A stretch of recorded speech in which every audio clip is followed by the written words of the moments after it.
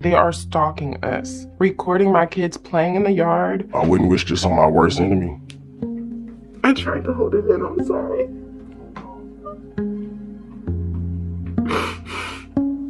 So I got the job at Frito Lay in January of 2011. Prior to Frito Lay, I was in the United States Navy. Leaving the service, he just needed to matter. He needed to belong and have a purpose. We both thought he found that in Frito Lay. And so we kind of centered our life around it. I worked hard. I bust my butt every day, in and out. Shit, my wife was gonna divorce me because she didn't even think I was at work for real. No, I did not believe my husband just spent 20 hours at work. No one would believe that. He's not a doctor. It's chips. It's chips and dip. I went on a stretch one time of like 26 days in a row.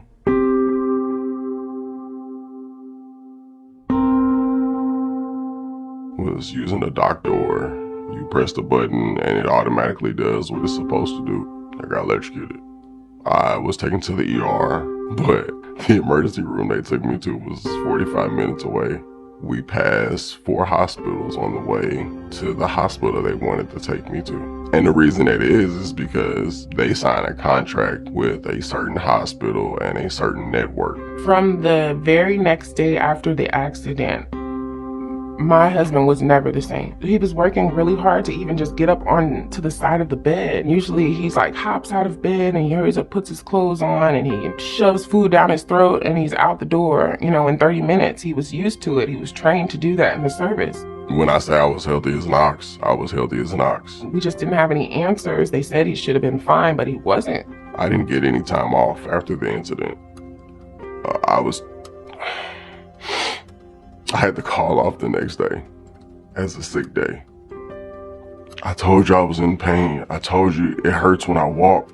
And it was like, okay, are you gonna be here tomorrow? I was a site lead and I know what that entails. You're a leadership of the whole warehouse. So if you have to fill in, you have to fill in. I asked for some type of relief, period, because I was still obligated to work, like picking cases and unloading trucks or rotating product on a forklift. I asked for a chair that I could sit in that would make me more comfortable while I'm doing my office work. They denied it. You're either 100% or you can't work. It just felt like they was just trying to push me out. Eventually I got an MRI by my primary doctor, and he showed that I had 2 herniated discs in my back. And he was like, you shouldn't be doing anything. They could only fix it with surgery. And my husband still had to work this whole entire time.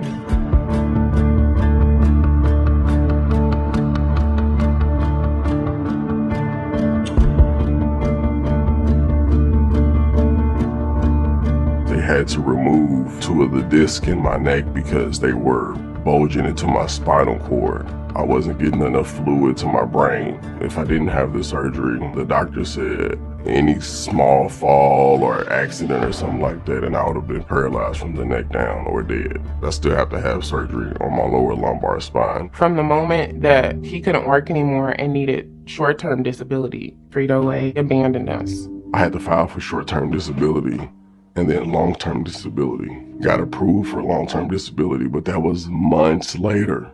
So no income coming in. That's a picture of the car. We were driving.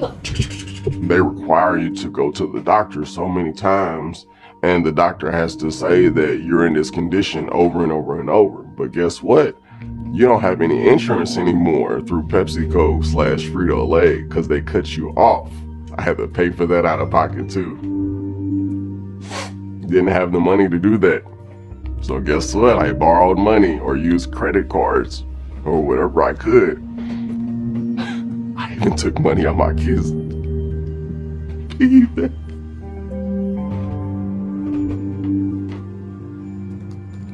We had to take from our children to live. And the doctor knew what was going on. So he was like, look, just pay half of what you owe every visit, and we'll just take care of the rest later.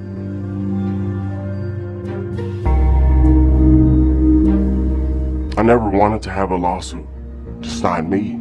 But I did ask for help, and I wasn't getting it.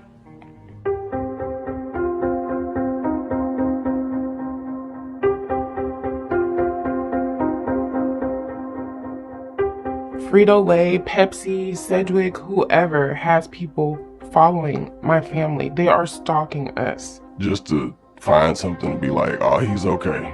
Recording my kids playing in the yard, recording me doing yard work.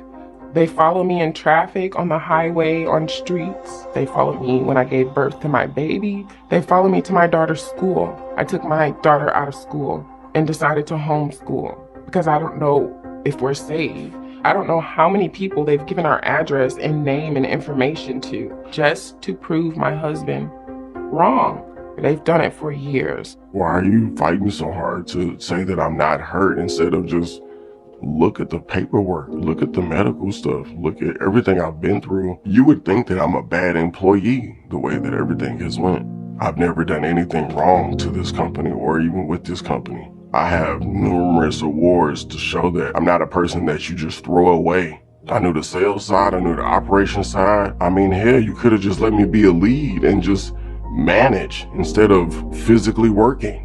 Billion-dollar corporations like Pepsi, which owns Frito Lay, they know this is happening to people, and they do nothing about it. My husband shouldn't have to fight for 5 years over something that took less than 5 minutes to impact our entire life. He pushed a button at work, a button he can't avoid pushing. He has to push it, it's his job. For a company that talks about diversity and culture and a family-oriented business, family don't just throw you out because you get injured. The company makes over $200 billion a year, okay? It's chips. But my husband is worth $0 to them because he's no longer able to push those chips. You are a number. You're a piece of property. I bust my butt for them. Blood, sweat, tears, sacrifices, holidays, birthdays. I miss so much family things because they make you feel like if you don't do what they say, they will let you go. I don't even know where to go from here. Honestly, all the life goals and marriage goals and family goals that we had are gone, and I just have to figure out how to survive. And my goal and hopes and dreams now is for my husband to get back healthy and still be alive with us in the future. He dodged bullets in the city of St. Louis growing up. He dodged gangs. He stayed out of all of that. He went to war. He dodged bullets and bombs and came back to me. And now he's been electrocuted at work. We don't know what's going to happen from day to day. My husband stops breathing at night in his sleep. I have to wake him up at night to make sure he keeps breathing. I have to help with my children who don't understand they can't jump and play with daddy. I mean, I just went from a very fit guy to a guy who is disabled and can barely just handle regular life stuff. I'm 36. I should be able to play with my kids in the yard. I just want my life back.